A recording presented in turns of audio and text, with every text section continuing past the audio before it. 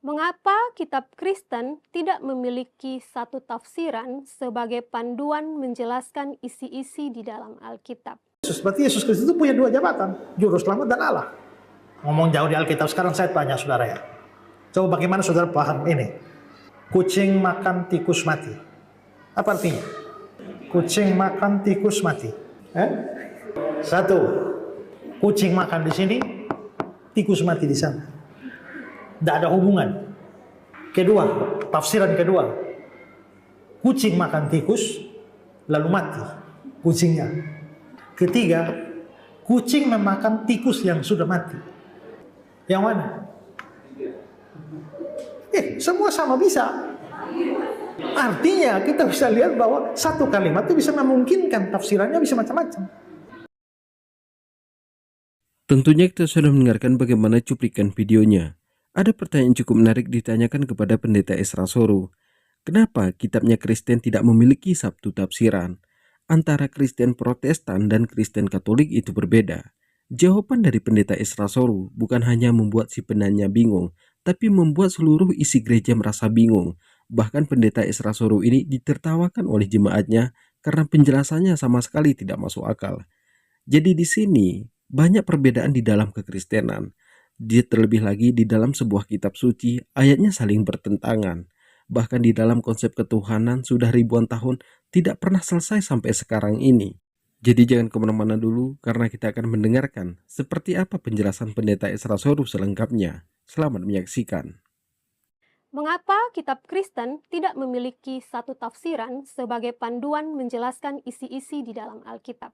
Sekarang kalau kita punya kitab tafsir sendiri, siapa? Dan apakah jaminan bahwa dia tafsir benar? Karena itu kita punya banyak buku tafsiran. Terlalu banyak itu. Ribuan kalau nggak jutaan itu.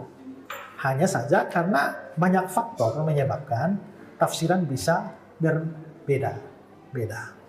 Contoh saja, Allah dan Juru Selamat kita, Yesus Kristus. Ada berapa orang di situ? Allah dan Juru Selamat kita, Yesus Kristus. Berapa pribadi di situ? Dua apa satu? Dua itu siapa? Allah, satu. Kedua, Juru Selamat kita.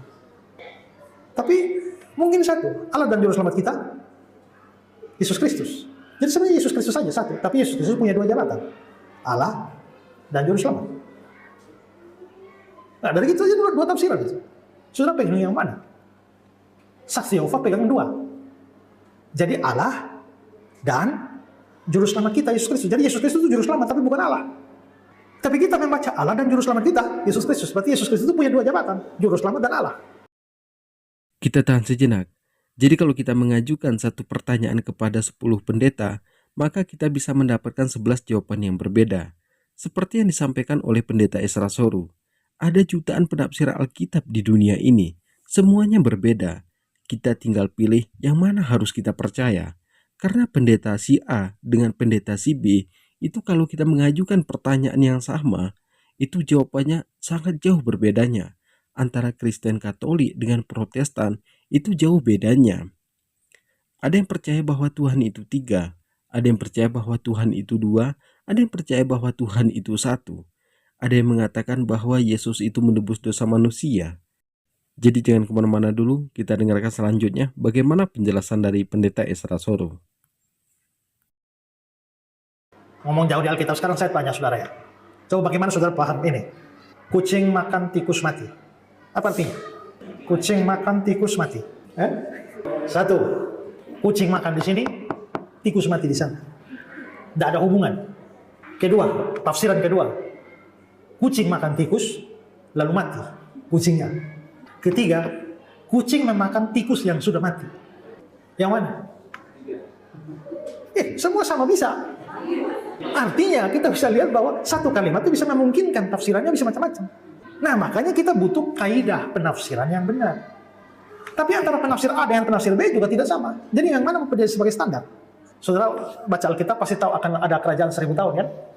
Sekarang kerajaan 1000 tahun itu terjadi, kerajaan 1000 tahun baru Yesus datang, atau Yesus datang baru kerajaan 1000 tahun. Ada ahli-ahli yang menganggap bahwa kerajaan 1000 tahun dulu datang baru Yesus. Itu namanya post-milenialisme. Tapi ada yang menganggap Yesus datang dulu baru kerajaan 1000 tahun. Itu namanya premilenialisme. Tapi ada yang menganggap bahwa tidak. Kerajaan 1000 tahun itu adalah zaman di antara Yesus naik ke surga dan datang kedua kali. Jadi sekarang ini kerajaan 1000 tahun. Itu namanya amilenialisme. Saudara yang mana? Lihat kan? Artinya penafsiran itu bisa banyak. Jadi kalau bilang, kenapa kita tidak punya satu buku tafsir? Siapa yang nulis? Dan belum tentu kita setuju dengan tafsiran itu. Nah, itu kan repot. Kita sudah mendengarkan bagaimana penjelasan dari Pendeta Ezra Soru. Kenapa kitab Kristen itu tidak memiliki satu tafsiran? Sebenarnya jawaban yang diberikan oleh Pendeta Ezra Soru membongkar bagaimana kebohongan para pendeta. Karena kata-kata yang dikeluarkan oleh Pendeta Ezra Soru, kenapa kitab Kristen itu tidak memiliki satu tafsiran? Karena kalau Kristen memiliki satu tafsiran, belum tentu kita setuju dengan apa yang ditafsirkan. Jadi ayat-ayat Alkitab itu ditafsirkan bukan dengan kebenaran, tapi dengan apa yang diinginkan oleh para pendetanya. Pendeta Ezra Soru sudah membongkar bagaimana kelakuan para pendetanya. Pantas saja di Alkitab ini ada jutaan Alkitab yang berbeda, beda dengan Al-Quran. Al-Quran itu hanya memiliki satu tafsiran. Kita itu hanya menyembah satu Tuhan, bukan tiga Tuhan. Apalagi kalau kita lihat ketuhanan di dalam kekristenan. Mereka mengatakan bahwa gambar Yesus yang populer sekarang ini itulah gambar Tuhan mereka. Tapi bisa kita lihat bagaimana gambar Yesus ini di setiap negaranya berbeda. Mana yang harus dipercaya? Afrika mengatakan bahwa Yesus itu berkulit hitam. Cina mengatakan bahwa Yesus itu bermata sipit. Mana yang harus dipercaya? Sedangkan Amerika mengatakan wajah Yesus itu mirip orang Eropa. Israel mengatakan bahwa Yesus itu mirip orang Timur Tengah. Di sini aja kita sudah dibingungkan tentang konsep ketuhanan di dalam kekristenan. Ada yang percaya bahwa Tuhan itu 3, ada yang percaya bahwa Tuhan itu 2, ada yang percaya bahwa Tuhan itu 1. Kalau teman-teman di sini bingung dengan penjelasan Pendeta Ezra Soru, silahkan untuk dinonton ulang lagi.